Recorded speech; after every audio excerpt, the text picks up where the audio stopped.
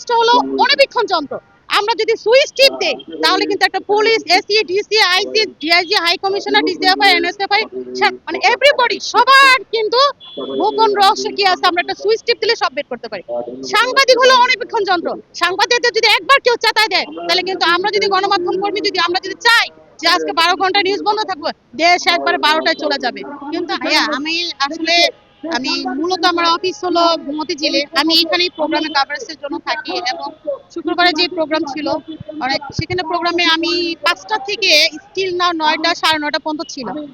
একদম still now 9:30 পর্যন্ত ছিলাম। এখানে অনেক ধরনের মারামারি হয়েছে, বিশেষ করে সাংবাদিকদের টার্গেট করে মেরেছে প্রশাসন। যে বর্তমান যে প্রশাসনগুলো আছে ভাই, আমি বলবো ওরা মনে হয় টাকা দিয়ে, ঘুষ দিয়ে ওরা টাকা দিয়ে ঢুকছে, মানে ওরা প্রশাসন নামে কলঙ্ক।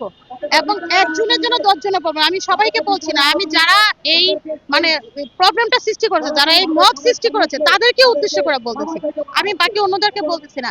এবং কিছু কিছু সাংবাদিক আছে যারা নিউজ কাভারেজ করতে আসে, অফিস থেকে অ্যাসাইনমেন্টে আসে, বা তারা নিজেরা একটা কন্টেন্ট বানানোর জন্য আসে, তারা কিন্তু মোবাইলটাই হলো তাদের সব। একটা ফোনের দাম মিনিমাম 15,000, 20,000, 30,000, যার মোবাইল যেরকম হতে পারে কিন্তু বিষয়টা হলো মোবাইলটা দিয়ে যখন কাভারেজ করে ট্রাইপড দিয়ে, কিছু প্রশাসন ট্রাইপডে বাড়ি মারে, মোবাইলে বাড়ি মারে। এবং আমার নিজেরই পার্সোনাল আমার ফোনটা ভাইয়া ভেঙে ফেলছে। আমার ফোনটা আমার মা কিনে দিয়েছে। তো এখন আমার অনেক সময় আমার আম্মুরে বলছে যে আমার আম্মু দেখো আমার ফোনটা তো ভেঙে ফেলছে, আমার ফোনটার ডিসপ্লেটা নাই, মানে ডিসপ্লেটা হঠাৎ আসে হঠাৎ চলে যায়, আবার ফোনে টাচ করলে হঠাৎ কল হয় হঠাৎ বন্ধ হয়ে যায়। এখন বিষয়টা হলো ভাইয়া, আমার কথা হলো আমার মতো শত শত সাংবাদিকদের ওরা মেরেছে, অনেক সাংবাদিকদের হ্যারাসমেন্ট করেছে।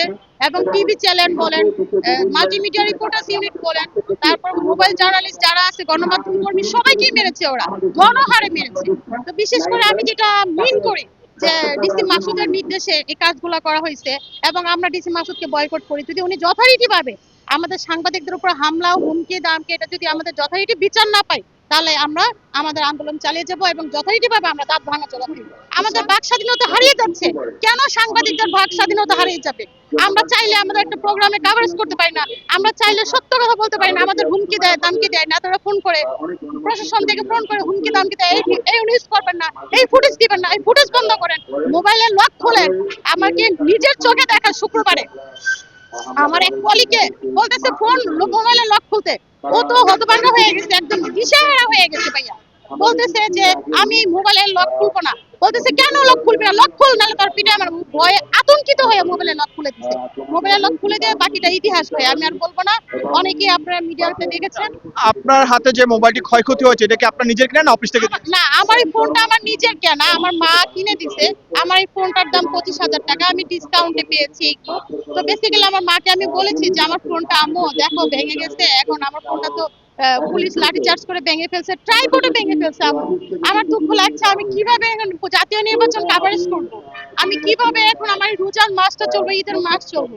এবং ডিসি মাসুদের কাছে নাকি আমাদের মানে মাল্টিমিডিয়া রিপোর্টার্স ইউনিটের সবাই গিয়েছে, উনি আমাদেরকে সান্ত্বনামূলক পুরস্কার দিয়েছে, সান্ত্বনামূলক একটা আমাদেরকে কথা বলেছে যে যান আমরা দেখবো। আমরা এটা মানি না, মানবো না ভাইয়া। এটা আমরা যথারীতি বিচার চাই এবং যথারীতি যদি বিচার না হয় তাহলে আমরা সাংবাদিকরা যতটুকু পর্যন্ত আমরা বিচার না পাবো আমরা দাঁত ভাঙা জবাব দেবো। আচ্ছা, আরেকটা বিষয়, আপনাকে যখন হাত তুলেছিল সেটা কি পুরুষ পুলিশ ছিল না মহিলা পুলিশ ছিল? না, এটা ছেলে পুলিশ ছিল, ছেলে পুলিশ ছিল। এবং ওনাকে আমি বলছি আপনি আমার ফোনটা ভাঙলেন কেন, আপনি আমার ট্রাইপডে কেন আপনি লাঠি চার্জ করলেন। উনি বলার পরে ক্ষিপ্ত হয়ে আবার একটা লাঠি চার্জ করছে, তখন আমার ট্রাইপডও ভেঙে যায়। আমার ট্রাইপড দুইটা, একটা আমার ক্যামেরাম্যানের হাতে আর একটা আমার হাতে। তো আমার ক্যামেরাম্যান তখন আমাকে সেভ করে রুমানা তুমি শান্ত হও, তুমি একটু ঢাকা বিশ্ববিদ্যালয়ের ভিতরের দিকে আসো, একটু শান্ত হও, পরে যাও। পরে আমি ওখান থেকে ব্যাক করতে করতে 9:30 প্রায় 10টা বাজে।